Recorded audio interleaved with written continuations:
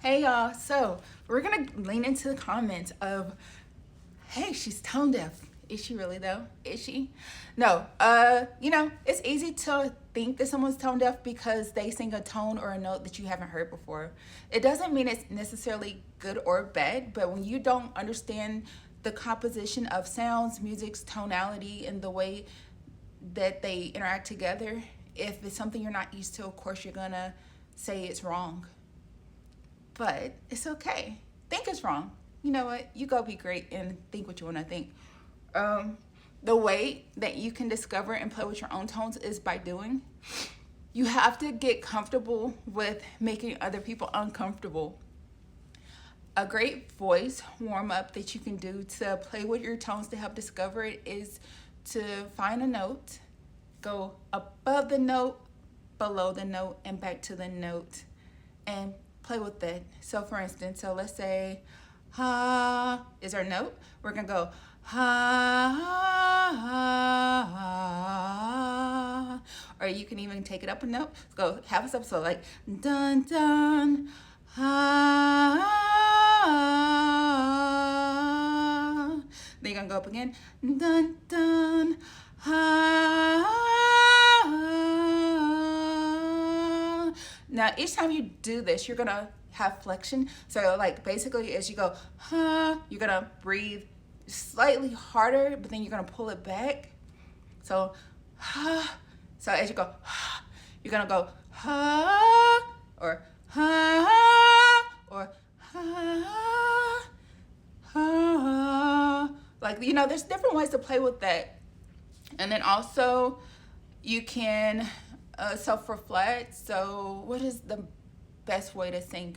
I think it's like, oh, this song from it's been a long time running, but I almost got away. But with you I'm feeling something that makes me wanna stay. If I risked it all, would you break my fall? See, fall. Yeah, that's intentionally.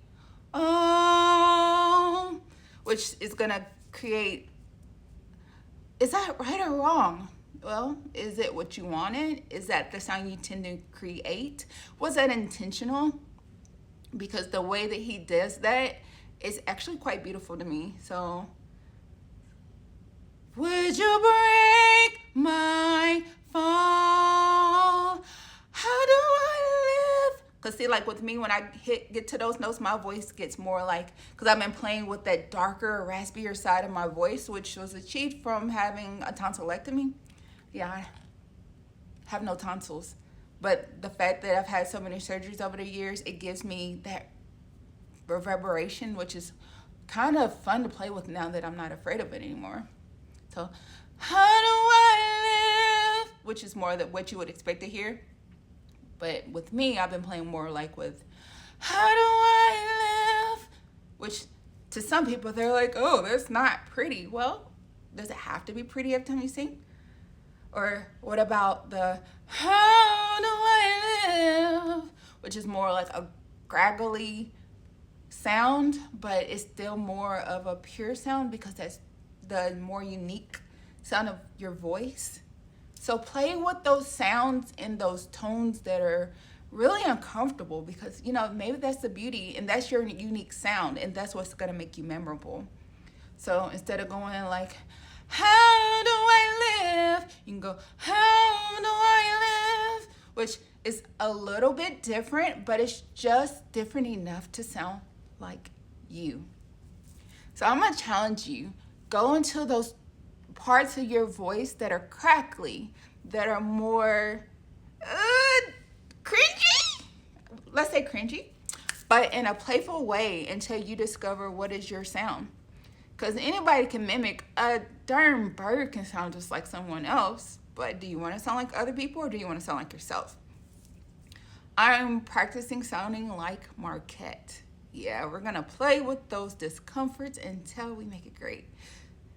And yeah, well, sometimes it's uncomfortable. I'm learning to embrace it all. And the right people will love it. The wrong people will hate it. And if you like, share, and comment, then you still gave it attention. So there we go.